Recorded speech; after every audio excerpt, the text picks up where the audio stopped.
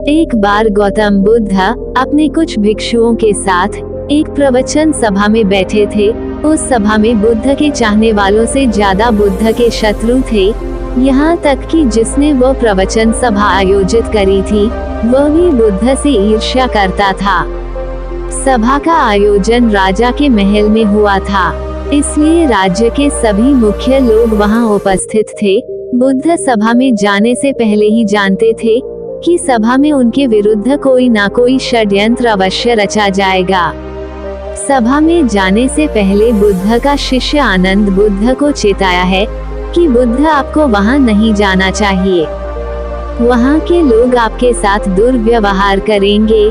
ना जाने उन्होंने आपके विरुद्ध कैसा षड्यंत्र रच रखा हो, लेकिन बुद्ध अपनी करुणा के चलते वहां जाने से खुद को नहीं रोक पाते।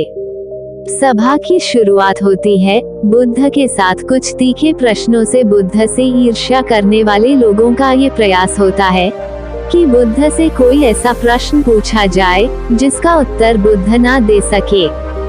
परंतु बुद्ध सभी प्रश्नों के उत्तर बड़ी ही सरलता से दे देते हैं। सभा में उपस्थित लगभग सभी लोग अपने अपने प्रश्न पूछ लेते हैं और उन्हें उनके उचित उत्तर भी मिल जाते हैं। अचानक वहां एक स्त्री आती है और बुद्ध से कहती है, आप ध्यान की बात करते हैं, आप ज्ञान की बात करते हैं, आप सत्य की बात करते हैं, आप लोगों को सत्य के मार्ग पर चलाने की जिम्मेदारी लेते हैं। परंतु क्या आपके भीतर तनिक भी दया नहीं? क्या आपको मुझबला की कोई चिंता नहीं, जिसे आपने गर्भवती बनाकर छोड़ दिया है? क्या आपको मेरे पेट में पल रहे बच्चे की कोई चिंता नहीं? उस स्त्री की बात सुनते ही सभा में हड़कंप मच जाता है। सभी लोग एक दूसरे से बातें करने लगते हैं।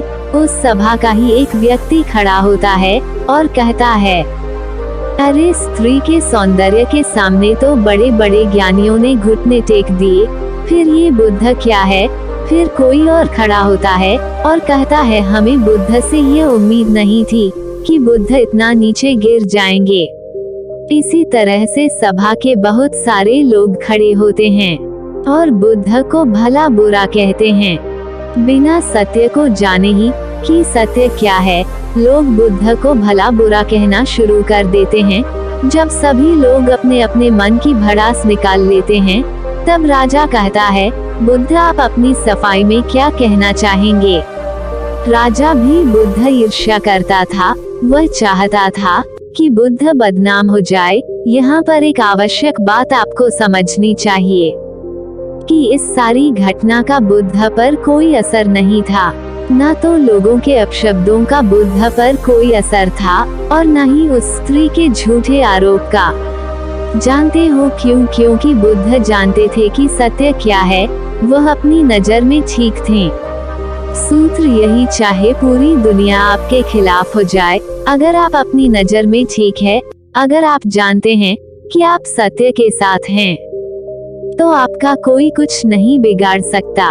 सभा के सभी लोग संदेह में थे। यहाँ तक कि बुद्ध के कुछ नए भिक्षु भी संदेह में पड़ गए थे, लेकिन बुद्ध जानते थे कि वह क्या है और यही आवश्यक था। इसीलिए उनके चेहरे पर 1% भी बदलाव नहीं आया था। राजा बुद्ध से कहता है, बुद्ध क्या आप अपनी सफाई में कुछ कहेंगे? बुद्ध उस स्त्री से कहते हैं, पुत्री इस पूरे ब्रह्मांड में केवल 2 ही लोग इस सत्य को जानते हैं कि तुम सत्य कह रही हो या सत्य। इससे पहले कि बुद्ध कुछ आगे कहते, वह स्त्री बुद्ध से अपनी नजरें चुराने लगती है। असत्य का सहारा लेने का अर्थ है कि आप अपने भीतर डर का बीज बो रहे हैं। अब ये बीज जैसे जैसे वृक्ष बनेगा, वैसे वैसे आपकी समस्याएं बढ़ती जाएंगी। उस सभा का ही एक व्यक्ति उस स्त्री से कहता है, तुमने बहुत बड़ी बात कही है।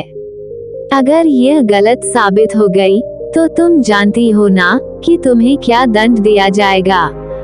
उस व्यक्ति की बात सुन उस स्त्री के हाथ पैर कांपने लगते हैं और वह तेजी से वहां से भागने लगती है। तेजी से भागने के कारण उस स्त्री ने अपने पेट से जो गठरी बांध रखी थी वो खुलकर जमीन पर गिर पड़ती है और सत्य सबके सामने आ जाता है। उस स्त्री ने अपने पेट से गठरी इस तरह से बांध रखी थी जिससे लग रहा था कि उसके पेट में बच्चा है। राजा उसी समय उस स्त्री को बंदी बनाने का आदेश देता है, परंतु बुद्ध के कहने पर उस स्त्री को क्षमा कर दिया जाता है। एक बात हमेशा याद रखना कि धैर्य और आपकी ही नजरों में सही होना आपको बड़ी से बड़ी समस्या से बचा सकता है।